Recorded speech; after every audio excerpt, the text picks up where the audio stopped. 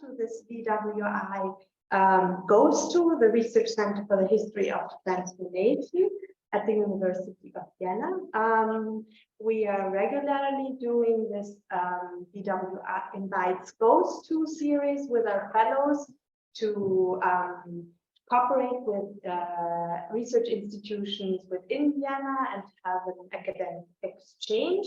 I also welcome our visitors on Zoom, and I want to present the two speakers of today. So we will hear Lilia Tomchuk on her project Shades of Agency, Choice, Survival and Resistance of Jewish Women During the Holocaust in Transnistria. She will be commented by Magdalena Baran-Scholtis. And let me introduce you to this speakers. Lilia Tomchuk is a PhD candidate in history at Goethe University of Frankfurt. She's currently a VWI Junior Fellow. She works on a dissertation on the agency of Jewish women during the Holocaust in Transnistria, which she will present today. She has held many scholarships already, for example, the Prevailing doctoral fellowship at the Fritz Bauer Institute, the German a fellowship by the German Ukrainian Historian Commission, the USC Dornsife Center for Advanced Genocide Research, the Czech Joseph and Morton Mandel Center for Advanced Holocaust Studies at the USHMM, and the Yad Vashem Grant for doctoral students and young scholars. Magdalena Baran-Scholtis, thank you for having us here, is a scholar of literature and culture with a background in German and Slavic studies, working on her postdoctoral research within the Hertha Firnberg program of the FBF and the Research Center for the History of Transformation. And the Department of Contemporary History of the University of Vienna. Her research interests include German, Polish, and Ukrainian literature, narratives of inequality and transformation, travels and memory cultures, women's and feminist movements, and especially the Austrian Galicia. And I want to point out to her book, which appeared in 2022, her monograph Galizien als Archiv, Reisen im postgalizischen Raum in der Gegenwartsliteratur. It was published with Vienna University Press. So welcome and thank you, and I invite you to come.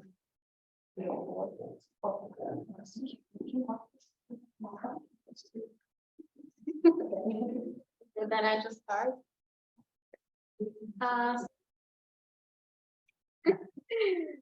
Thank you for the kind introduction, Mariana, and thanks everyone for attending. And it's really great to present insights into my research today. And I'm also extremely happy and grateful for the opportunity to be a junior fellow at the Vienna Wiesenthal Institute and to have this joint event today with the real estate. And thanks, Magdalena, for commenting later. Great. So today I was speaking about my PhD project titled Shades of Agency, Choice, Survival, and Resistance of Jewish Women During the Holocaust in Transnistria. And given the many different thematic dimensions of my dissertation, which you can see on this outline on the screen, I have decided to focus on only one of the planned subchapters, and namely on Jewish women's agency in medical context. And I have to add, this is still very much work in progress, so there's still a lot of research and writing to do. So just before I dive into the topic of today's presentation, I start with a very short general overview of my PhD project. Maybe I switch for this part back. And as you can see on the slide, I have 3 thematic chapters that are intended to shed light on different aspects of Jewish women's agency during the Holocaust in Romanian occupied Transnistria. First one, choices and actions in the mirror of the female body and sexuality. The second, scopes of agency in relationships and communities. And the third one, educational, cultural, and medical activities and environments. And the general challenge of my research is somehow to reconcile the specific environment of the region Transnistria with gender and agency as categories of analysis and the characteristics of the representation and different kind of resources and sources. And when speaking of gender and agency, generally, I want to step away from this traditional narrative that viewed women and also children as passive victims, and also from the trope of the Jewish woman as the heroine. And I'm trying to understand women as more human beings who were confronted with unbearable situations and that led them to various kinds of choices. Okay. And the specific case of the Holocaust in Transnistria, on the other hand, is very generally spoken, defined by its occupation by the German ally Romania. So Romania participated in the attack on the Soviet Union in June 41, and the motives were regaining lost territories, namely Bukovina and Bessarabia, and pursuing also own nationalistic goals, namely the ethnic cleansing of regained provinces. And in this context, the Romanian authorities decided to use Transnistria as the destinations for Jews and also for Roma deported from Bessarabia, Bukovina, and Romania.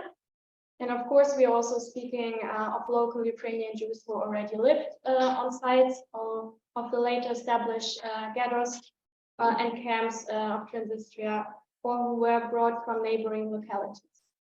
And in this way, women, men, and children were coming from completely different pre-war conditions with various biographies and ended up in Transnistria under differing conditions. All of this, of course, influencing their further experiences in the very heterogeneous and changing conditions in this region. When it comes to sources, basically, on the one hand, I'm looking at official documents in order to gain a better understanding of the structures and conditions in Transnistria. And since my project is about Jewish women's agency, the most important strand is, of course, any kind of sources that portray the experiences of these women during the Holocaust in Transnistria, including personal narratives, memoirs, letters, photos, and in particular oral history or interviews. And the largest collections can be found in the Visual History Archive of the Shoah Foundation. Now I would like to approach the subject of today's lecture more, and in doing so, I will provide some insights into three different facets of this topic, namely medical practitioners in the Soviet military service in the beginning of the war, forced labor in medical care, medical practitioners in the underground and military service, and medicine and suicide decisions. Generally, extensive scholarly research on medicine during the Holocaust developed relatively late compared to some other aspects of Holocaust research, and a large part of the historical medical research focused on so-called criminal physicians and the involvement of German physicians in mass murder and medical experiments. And the branch of research that focuses on Jewish medical practitioners in the occupied territories is still in progress. Some Jewish physicians who survived the Holocaust led this research on medical activities in the Holocaust during the two following decades after the end of the war. And here I have listed some important recent key publications and short descriptions in the slide of publication which are leading this field now. And what is interesting, a few years ago, an edition of the journal Machine was published that for the very first time also focused its attention specifically on female medical practitioners. And from a regional perspective, if you look on this issue, for example, it's clear that the focus still lies more on Poland and especially the Auschwitz concentration camp or the Warsaw Ghetto. And some parts are also focused on the Vilna ghetto in Lithuania, which serve kind of models for elaborate healthcare systems. The occupied Ukraine and Transnistria in particular are still a blind spot in the general field, and particularly when speaking about Jewish women's role and perspective when speaking about medical activities. Plus, when we look specifically at Transnistria, the medical activities there were way more fragmented and frequently very provisional or not systematic at all. So it's hard to compare it with such elaborate healthcare systems as the Warsaw Ghetto, for example. And also it's becoming apparent that especially doctors or educated Jews who went to universities and studied medicine are still taking the center stage, and other functions and facets in various medical contexts are taking a back seat. And I'm hoping to show also different aspects in my presentation today.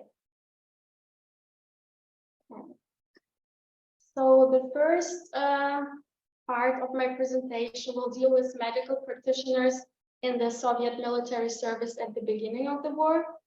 And I would like to talk about Jewish women who participated in military medical service at various stages and sometimes in very different contexts of the war. And the first option was to be drafted directly to the front at the beginning of the war. And even though Transnistria as such started to exist only a few months later, and I will therefore not go too deep into this topic, but I think it's still important to look at the experiences of these women in this phase for various reasons. First, it provides a basic understanding of the aspirations and the challenges faced by young Jewish women who often grew up with an education and a sense of Soviet patriotism. And some of them were also young communists at the Komsomol. And it also shows that the past of Jewish women could split in very different directions with the onset of the war. And finally, it also becomes apparent that choice and agency played an essential role already at this stage. At the beginning of the war, initially only the most experienced field surgeons and highly qualified nurses were sent to the front.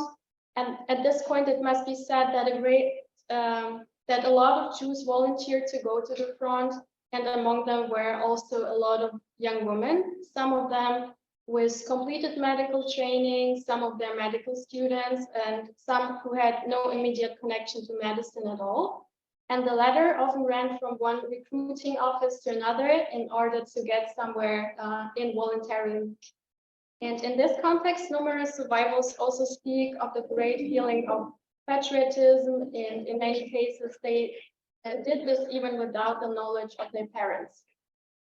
However, it was not easy, especially for Jewish women without proper medical education, to be accepted. And in addition to the criteria of experience and qualifications, other factors also played an influential role. Unfortunately, the sources themselves do not make it clear what role it played that these women were Jewish, and whether they disclosed it or tried to conceal it in some way. If anyone has any idea about this, please let me know in the discussion. Okay. And this is also very important to see what kind of role gender played in this context. A lot of women also are speaking about feelings or experiences with discrimination. Like Lilia Tomchuk, who was a young Jewish physician, at that time 26 years old, from Odessa. I will read out the quote. After that, everyone was called up to the deanery, and there they followed a gender division. All the boys were supposed to go to the front, all the girls, according to some twisted logic, were to go to the places they had been assigned during the peace half of a year ago. This was, of course, completely unwise, because at the front, of course, they needed doctors. And what did it matter whether they were girls or boys? We were all ready to go to the front and give our lives to save the motherland. So at the same time, she was a mother of a child. She was not allowed to return to her family. and to her son in order to find a solution. And she was threatened to have her medical diploma taken away if she did not follow the orders and did not go to the place of assignment she had been given before the war. So just an insight of some experiences of women in this context. And despite all the obstacles and criteria, there were also cases of young Jewish women who stubbornly fought for so long to be accepted by the recruiting office that they finally succeeded. One example is the survivor Bela Klinik, who went through an incredible journey with some of her girlfriends. In 1939, she went to the sports college just before finishing her education. The war began, and at this time she was 21 years old. And she decided to volunteer with some of her friends from the sports college, all of whom are in this photo you can see on the screen, and being turned away by several recruiting offices due to their young age, gender, and lack of qualifications. And the increasingly chaotic situation with the approach of the enemy, like she said it, and the stubbornness of the young woman led to their eventual enlistment in the medical sanitary service. So the survivors also stresses the strong patriotism as the most important drive or motivation in the quote you can see here. And speaking of choice and agency, I would also be interested maybe later in discussion in how you actually see it. How can agency be evaluated in the context of Soviet education and indoctrination in the first place? And a bit ironic in the context of gender discrimination in the course of the recruitment, it's also that many young women in the communist organizations pursued the hope for equal opportunities for women promised by the revolution. So they were sent to the medical service and they were taught costly medical procedures, how to make injections, how to take care of one wounded, and so on. And because of the choice she made and the position she put herself in, Bela Klinik also had the opportunity to bring her entire family from Odessa aboard the parademic ship to safety. And it was an opportunity that many Jewish families, of course, were not given. On the paramedic ship itself, the young woman performed acts by leading a musical ensemble during the crew's spare time, for example.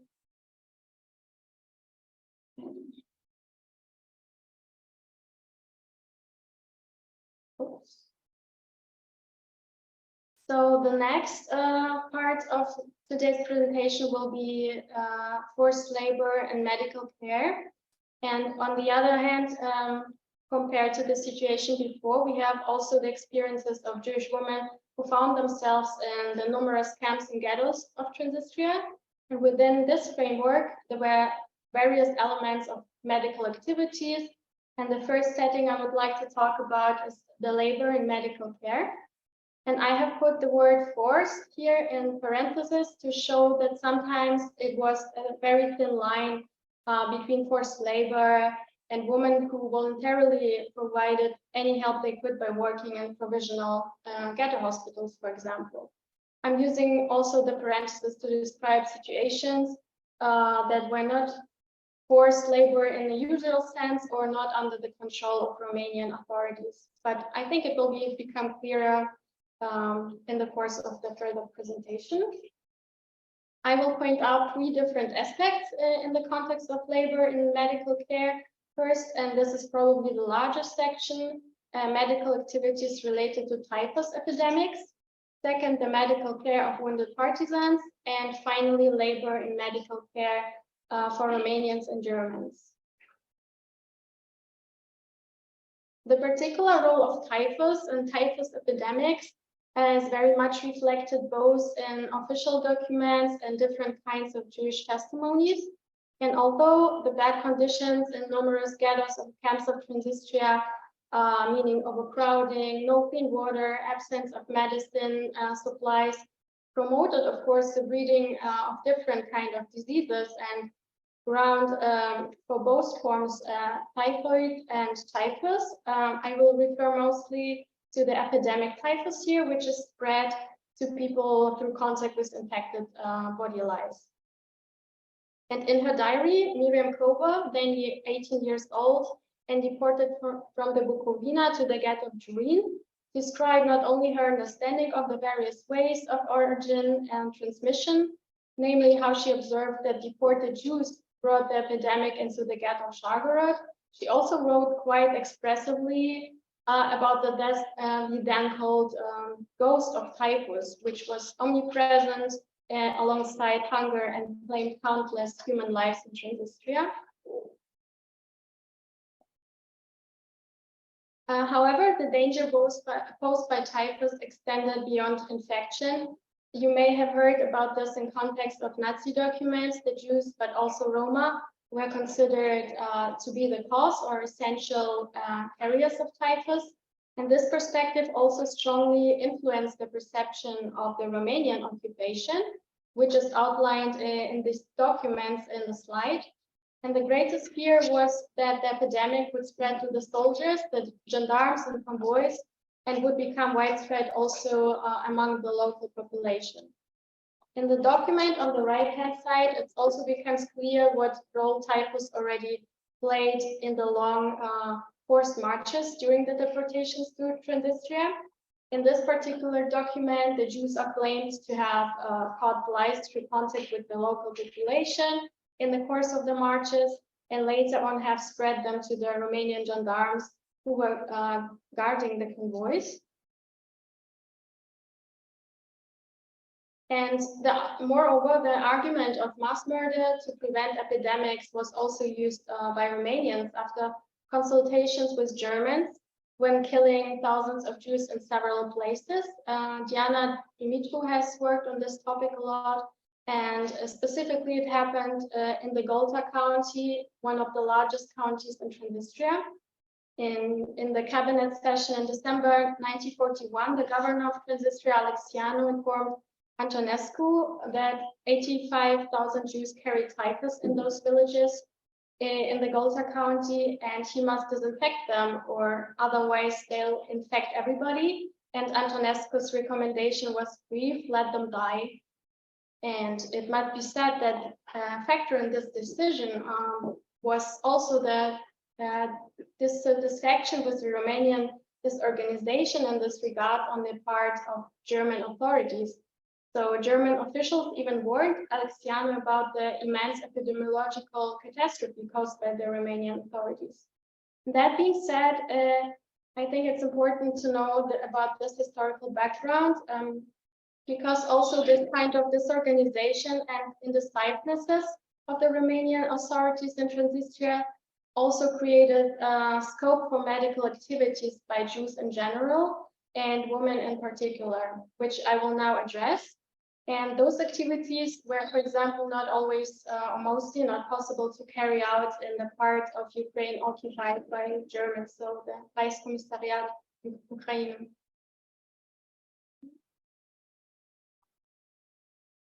And I mean by this that typhus was a double-edged sword in Transnistria. Just as it could take lives, it could, under certain circumstances, also save some lives.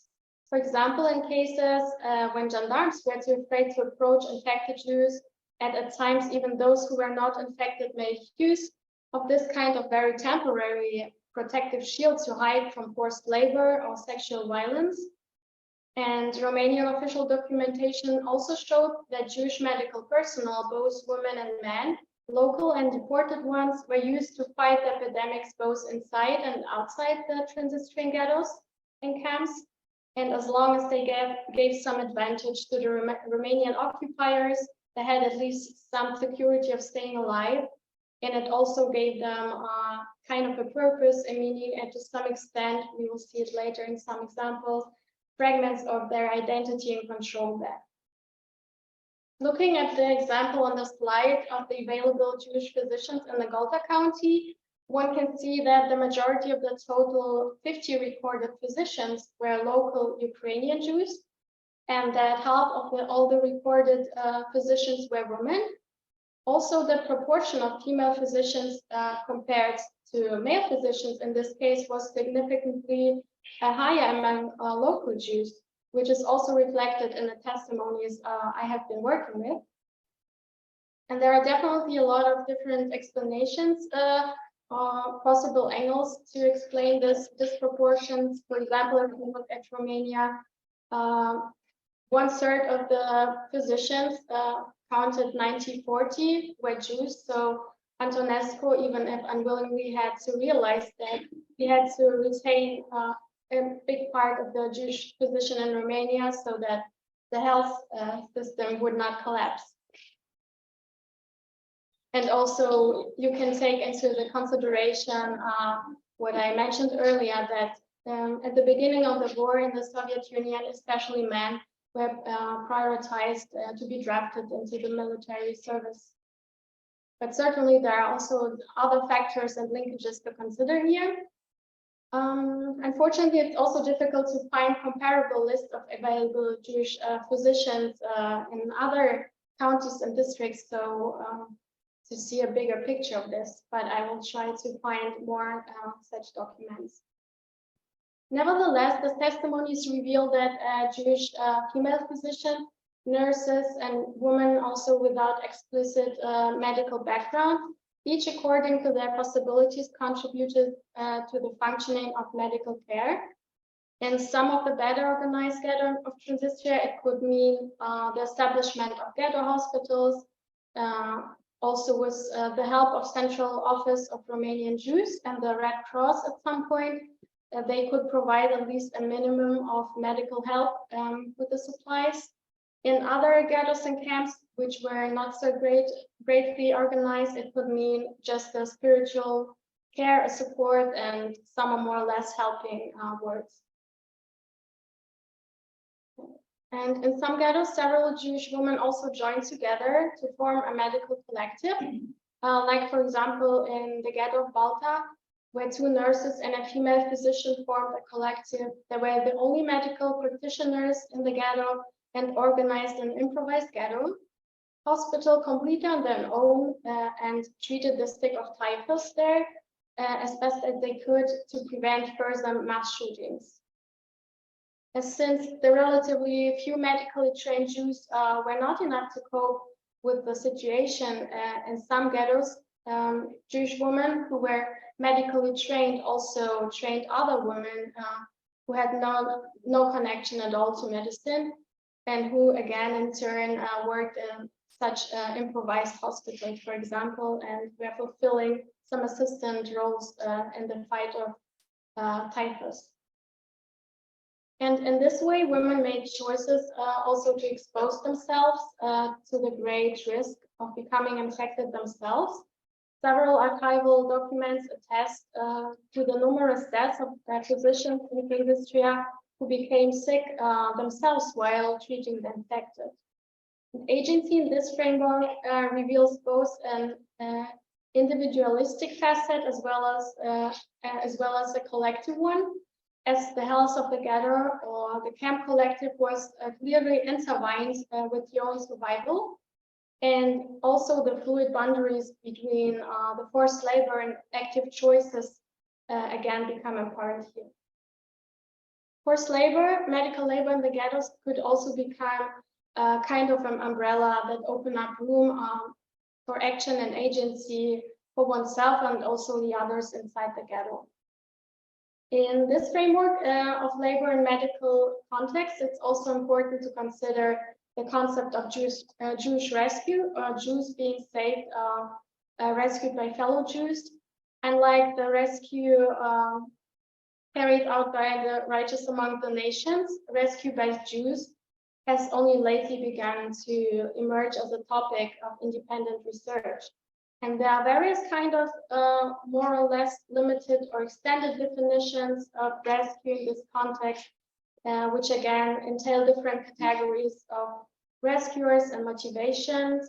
If you're interested on this topic in general, for example, Dan Michman, Dalia Ofer, or Eva Vogelmann have written about this from different perspectives. But one constant among the many definitions is the prolonging or extending of the life of Jews, even if only for a short period of time.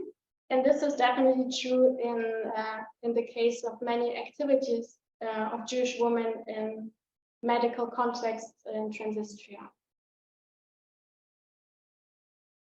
Nora Gidron has specifically also analyzed Jewish help and rescue in the medical system by women in Nazi-occupied Europe and focused on the social status of physicians, speaking also of the high status in ghettos and camps in this context.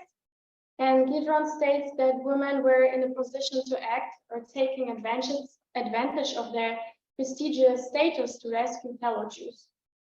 And if we look at the Transnistrian region, the status of physicians also played a role. However, depending on the conditions and the organizations of the respective ghettos, the radius covered by this kind of status was very different.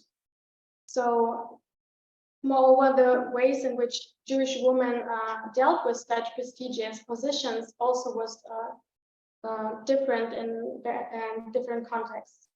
I would like to give an example from the Żmierenka ghetto to illustrate this.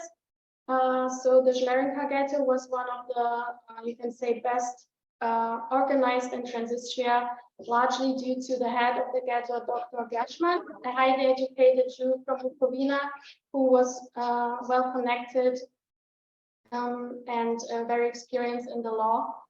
And the greatest danger for this ghetto was the geographical proximity to the German occupation zone and the fact that through agreements with the Romanian authorities, the Germans controlled the important railroad junction in Żmierenka. And that is exactly where the Jewish population was sent for forced labor. While they had a certain degree of protection and security within the ghetto, they were subjected to physical, sexual violence, and sporadic killings during the forced labor for the Germans at this railroad station. And this is where the role of the so-called trusted physicians or doctors in Żmierenka came into play because they had the power to give some kind of exceptions from the work, from the forced labor. And the Jewish survivor Larisa Burstein, who has been a physician in the ghetto, recalled, after recognizing the decency of our family, the doctor, so Dr. Gershman, made me a trusted doctor. Now all that was needed was my note to get an exemption from working for the Germans. I became an important person. The rich offered me money and gifts for a fake certificate, and I said, better hire a poor man for the money and pay him well for the risk. And further, she also recalled, the wife of an oppressed doctor, nurse Clara Lazarevna Matz, lived in the ghetto. She became the mistress and business partner of Dr. Gershman, and he appointed Matz as his second trusted doctor, and she shamelessly began selling certificates, exemptions from work, and not for small money. She even took on surgeries for virulent infections, and people took risks to be friends with the right person. I think this is a very intriguing source, and it could definitely be discussed from different perspectives and angles. The survivor addresses the effects that came with the new status in the ghetto, the different ways how one could obtain such a status.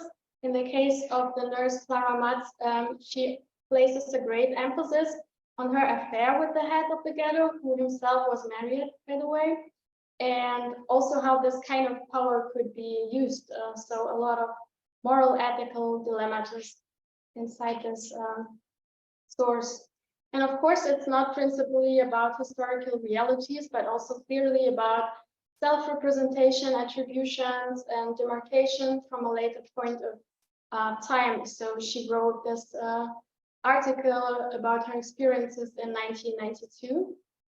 And we, for example, can't know for sure if she indeed hadn't decided to sell such certificates on her own, although it's also recalled by other survivors that in the Żmierenka ghetto, such certificates could be bought. So far, I couldn't assign the names of those female physicians mentioned here. In any case, this reflects that agency, both during the Holocaust, but also after the Holocaust, is a complex concept allowing more than just one scenario or choice.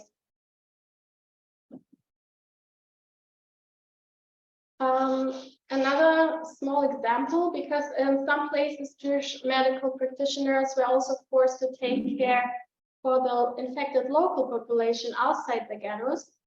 And for example, Lilia Tomchuk was placed with another Jewish nurse in an old school building outside the ghetto, where they had to organize everything themselves and taking on the role not only of doctors, but also cleaners, hairdressers, and so on, like she's describing it in the quote. And what is especially interesting about her testimony is how she represented the fragility of survival and the ambivalence that went with that. I can read it out loud. In the hospital, we had many seriously sick people, and we cured them with an ambivalent feeling. On the one hand, we wanted to cure them as soon as possible and help them as much as possible. But on the other hand, we knew that the end of the epidemic would mean our distraction. We had the claim to life as long as the typhus existed. So I think it's also very interesting to see the entailments here.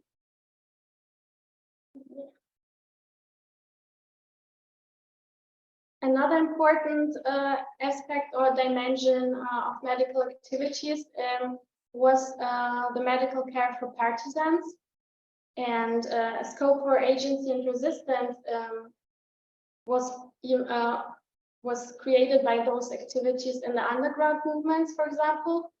Unfortunately, it's very hard to determine how many Jewish women worked as medical personnel in the underground. In general, the field of Jewish women in the partisans and resistance movements in Transnistria is very underexposed in the sources and historiography.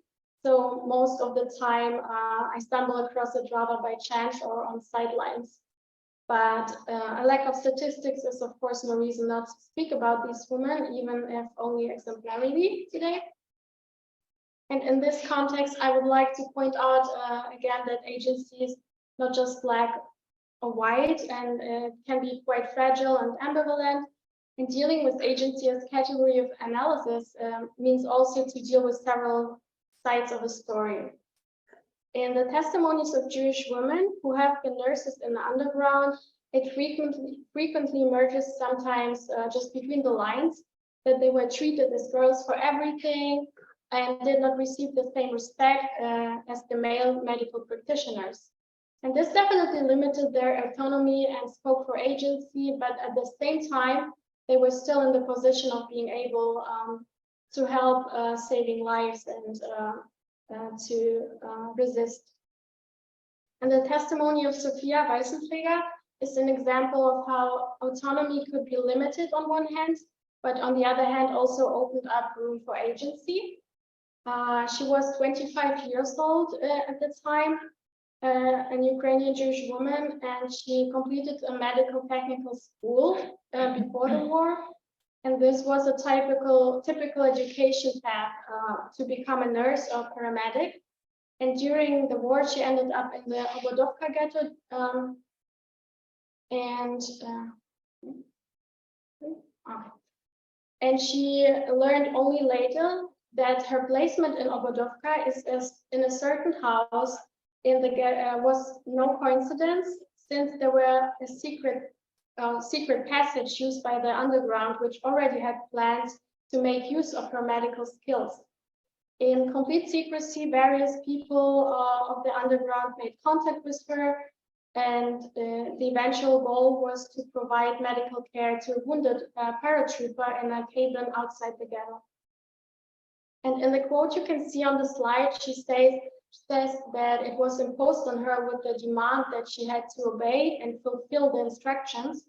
And the first impression is, of course, that she was used like a kind of medical tool without choice or personal involvement. And at the end of this quote, one can also perceive the disappointment when the wounded man simply disappeared without her knowledge after she healed him. However, her testimony also reveals that this task gave her meaning, and she was very proud of being able to heal the wounded through her medical knowledge, and it gave her back a bit of her identity and at least some extent of normality and control by allowing her to do what she consciously chose to do before the war, and she was about what she was very passionate. In the end, it's definitely a tension between the forceful controlling situation and how she got into this situation and what she drew from it in order to cope with the new reality and to actually help saving a human life. And moreover, in the case of Holocaust survivors, agency also goes beyond the actual time of the ghetto camp. So somehow also during the time of the interview, she chose to paint this picture of herself as a competent paramedic. And it's strongly evident that her choice of medical vocabulary, precise description of the steps she took to heal this wounded man were well chosen to represent a picture of herself she felt somehow comfortable with. The last section with this block refers to the labor of Jewish women in the medical care of Romanians and Germans. And one has to distinguish here between official and unofficial kind of labor, forced labor. In the case of the medical treatment of the Romanian occupiers, the cases and situations seem to have been rather private, secret, and isolated. It's necessary to mention that the treatment of Romanians by Jews was officially forbidden in Romania from 1940 onwards and took place only through official extraordinary permits. Yet there are some female survivors who recall that they had treated Romanian occupiers and officials, and there's, for example, a testimony where a Romanian officer was supposed to be treated by a Jewish female medical practitioner as a result of a venereal disease. And in some cases, this allowed them also to ensure their own survival, as they received valuable information from these Romanian authorities. For example, warnings about imminent shootings. And in this way, they could also save their families or whole collectives of people. It then becomes even more complex when dealing with the medical treatment of Germans by Jewish women. In Transnistria, there were different ways of contact with Germans in the medical context. Taking the Smerinka ghetto, for example, I mentioned it earlier. It was located at a very important railroad junction, and it was close to the German border of occupation. While men were assigned, for example, physically hard labor in Smerinka, Jewish women were assigned to provide basic medical care for wounded German soldiers who were transported by train. They had to change bandage, wash up the soldiers, or clean up their excrements. And women without medical education were also used for this purpose. Another scenario involved the hospitals, which were especially established in the last phase of the war for wounded Germans, and where Jewish women worked as forced laborers. On the slide, you can see a quote of the survivor Adalisi, who was born in the Odessa region and was 16 years old at the beginning of the war. She was sent to the Balta ghetto and assigned to one of the hospitals for severely wounded Germans. She had no medical background at all, and she had been ordered along with some other Jews to transport the wounded on a stretcher. And she described a feeling of satisfaction when she saw badly injured Germans, or even more, she spoke of a pleasure in causing them additional pain. And in that instance, she was the one who suggested or initiated the act of torture of throwing the badly wounded German on the stretcher until he went crazy with pain. But what was even more interesting to me was how she portrayed her way of feeling during that moment, even from a later point of time, and combined it with the contrasted characterization of a good-hearted girl. So she said, he was already going crazy with pain, and I, good-hearted girl, got a real pleasure out of it. In any case, agency finds its place here in the sense of breaking out of the patterns also of expectation traditionally ascribed to women as kind-hearted, caring, and more a reversal form from the role of the passive victims takes also place, both as being a Jewish and a woman. And this act of agency extended into the far post-war period, not only in the context of the interview, but also as the survivors shared in recalling it with other survivors later on.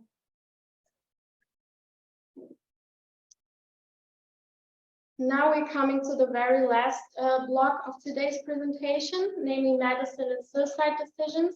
It will be the shortest one because I just started to work on it. So this dimension of my presentation is focusing on a very charged and also controversial topic, of course. The suicide of Jews during the Holocaust appears, generally speaking, only in the margins, especially in historical research. The focus is often on suicide in connection with well-known personalities and names, like leaders of some ghettos, with men also being very predominant here, or also around rather elementary descriptions of Jews committing suicide because of their precarious situation in different parts of occupied territory. And it must be noted here also that such formulations quite commonly imply a very passive character, namely that Jews were pushed or driven to commit suicide. So two important issues arise somehow in this context: the missing perspective of Jewish women, apart from some important personalities, and the angle of agency and choice in the setting of suicide, which again is also linked to a number of moral and ethical controversies, of course. For me, one of the biggest challenges here so far, the sparse source material, compared to some other aspects of my work where I might have even struggled to reduce myself to certain sources. This case requires deep digging, and often it's more a matter of luck to find something. And it applies to both official documentation and also survivor testimonies.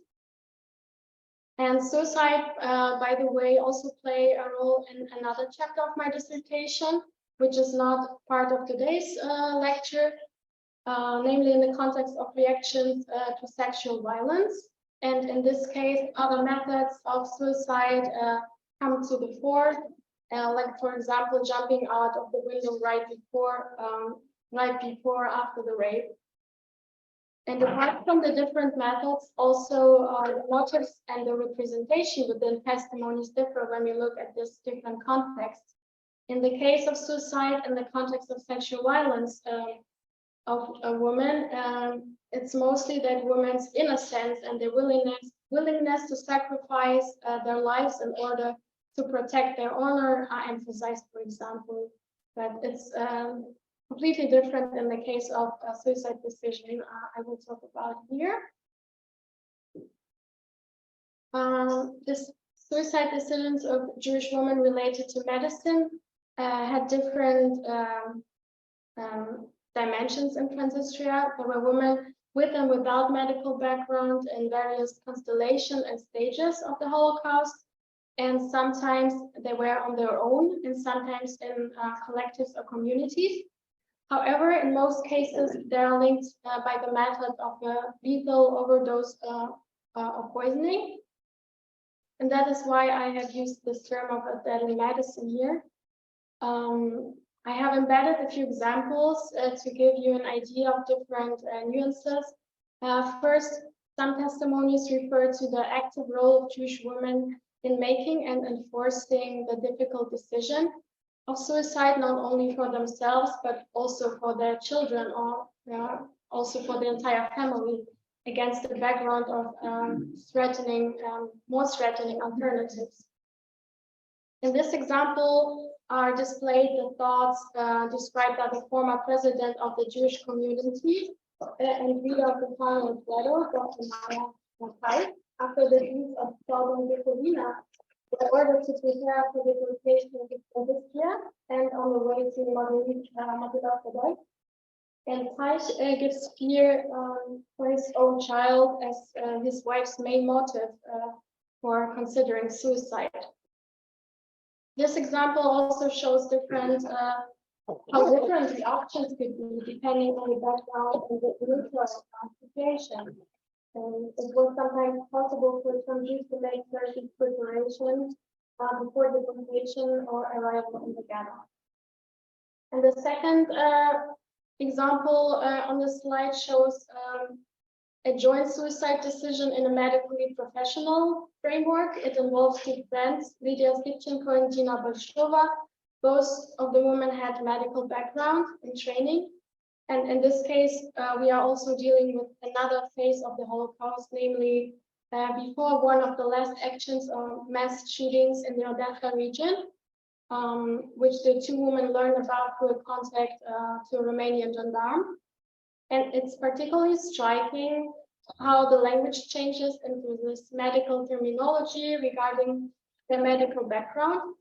Before this excerpt here, the survivor also explained the exact medical procedures, the mode of action of this poison, how this poison is working, how they obtained it, and so on.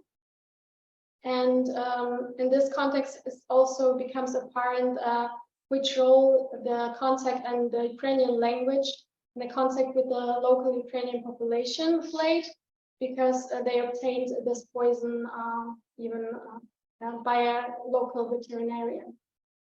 Moreover, in the volume of on Jewish medical resistance during the Holocaust, Jacob Lindenthal discusses the comparatively low suicide rate in the Warsaw ghetto, which he links to the strong degree of social cohesion in the ghetto. But in this case, for example, it's also interesting to know that the social cohesion between two befriended women could also create a safe framework and thus opening up a scope for agency in deciding to commit suicide together, which in the end was not successful. So fortunately, the survivor could tell her story. And with that, I would like to end my talk today. Thank you very much for your attention.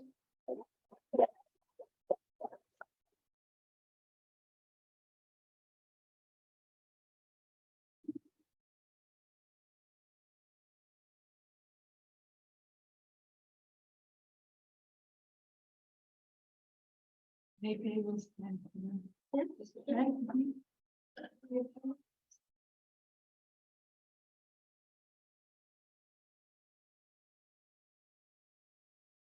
English gas, dear colleagues, dear Lilia.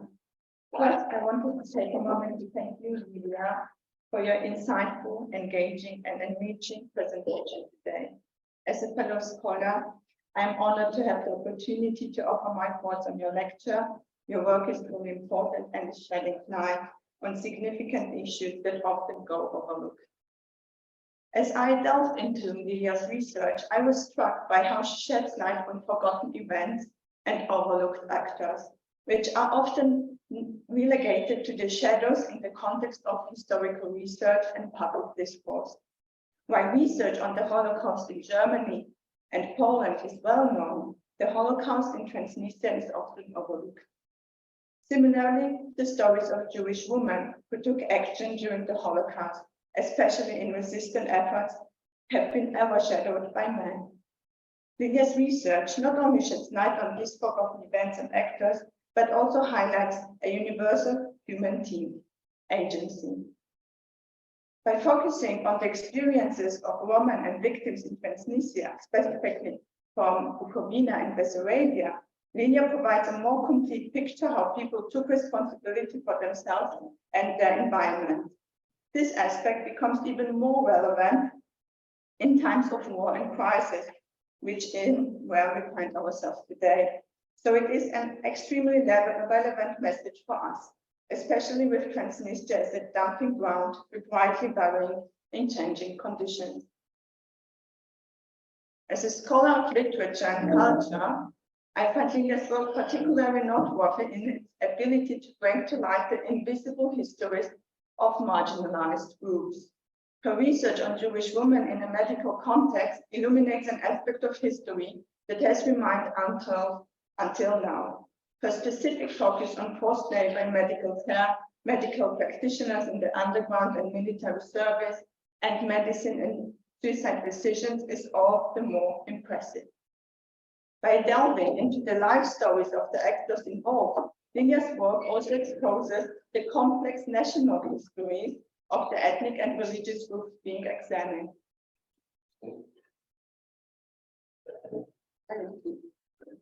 As a result, her research is highly intricate, both chronologically and topographically.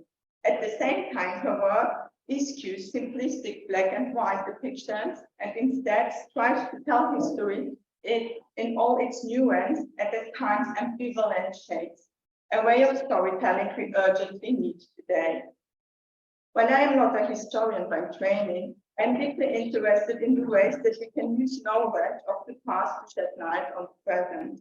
Only by examining history through a comprehensive lens can we truly begin to uncover the perfectly hidden facets of our current reality. History serves not only to remember the past, but also to gain knowledge for the future, as both aspects are inherently connected towards building a better future. Lilia's groundbreaking approach of identifying and analyzing women's decisions and actions illuminates these Jewish women as historical subjects. This approach shifts away from traditional narratives and allows for a more human and subjective understanding of the Holocaust. It is definitely an empathetic way of thinking, doing research and policy making that will guide future generations. In this context, I want to come back to the two more forgotten themes that Lilia's work addresses and which I mentioned at the beginning: the history of Holocaust in Transnistria and the agency of women. Let us begin with Transnistria. During 1941-42, over 150,000 Jews and Roma were deported from Bukovina and Bessarabia to ghettos and camps in the Transnistrian government, which was under Romanian administration until 1944. Among the deported were 530 Jews from Chernobyl. Despite the significance of this topic, there are few studies that focus on it, and those that do often only provide an overview or concentrate on specific nationalities, such as the Holocaust in Romania or its memories. There is still much to uncover, particularly regarding the role of marginalized actors, such as women. However, in the last decade, there has been a rise in works on this subject, including historical memoirs from the Second World War in Romania and Ukraine. There is also an increasing number of interdisciplinary research networks on the topic, which involve local communities as well as students, such as the Memory Culture, the Forgotten Holocaust in Transnistria project led by Markus Winkler at the LMU in Munich, in cooperation with the University of Chernivtsi. The memory workshop in Pohili-Podilsky, which was part of the project and took place in 2019, engaged 20 Ukrainian and Moldavian students, as well as pupils from Chernivtsi, Pohili-Podilsky, Belzi, and Chisinau, is exploring the history of the Holocaust in Transnistria. Such projects are of utmost importance to civil society. This brings us to the next topic, agency. Despite facing obstacles, of which disrespect and difficulties in being recognized are the most countless, women have shown their agency and determination to be actively involved. Historically, they were often sidelined and excluded from important roles, but women have played significant parts in various movements. Even if they did not make it into historical narratives known by the public, women's stories and narratives have long been marginalized and underemphasized in historical accounts. A good example for that, but not connected to the Holocaust, are the women of the Solidarność movement in Poland. Shana Penn, with her book Solidarity's Secret, The Woman Who Defeated Communism in Poland, published with Michigan University Press in 2005, was the first to tell this story. Little is known in the world, as well as in Poland, of the woman who shot up the man, took a backseat to recognition and acknowledgement, and suffered as much as the incarcerated men during martial law in Poland. I quote, "If it weren't for Pan, the subject of woman who contributed to Solidarity's victory would have been passed over in silence by Polish and American historians alike." As a Polish writer, Isabella Filipiak stated in San Francisco Chronicle, "Today I can say, if it weren't for Tomchuk, the subject of Jewish women who contributed to medical activities, resistance and survival during the Holocaust in Transnistria could have been passed over in silence by German, Ukrainian, Romanian and American historians alike." Given this consideration, I express my appreciation for Lilia's research and the intersection of disciplines, including gender studies, women and gender history, Holocaust and genocide studies, Eastern European history, and contemporary history. The topics that Lilia addresses, such as emotions, relationships, and gender dynamics in context of war, power, and the Holocaust, pose a unique challenge. Additionally, her research includes aspects of interpersonal relationships, family structures, and personal decisions, which, connected to the aspect of agency, make it also an anthropological and psychological work, which we could see as part of emotion history, history of resistance, activism, personal empowerment, as well as feminist struggles. Further, Lilia's research not only uncovers the agency of women in different contexts, but also recognizes the empowerment and feminist movements. Despite facing resistance from external factors, women have perceived and fought to make a difference and deserve development in public and private situations, also during the Holocaust in Transnistria. As I come to the end of my comment, I would like to express my sincere appreciation and gratitude to Lilia for her invaluable contribution to this field of history. So thank you for showing us the way forward in historical research and for being an outstanding example of innovation in your field. Thank you, Lilia. Thank you so much for your comment. Thank you.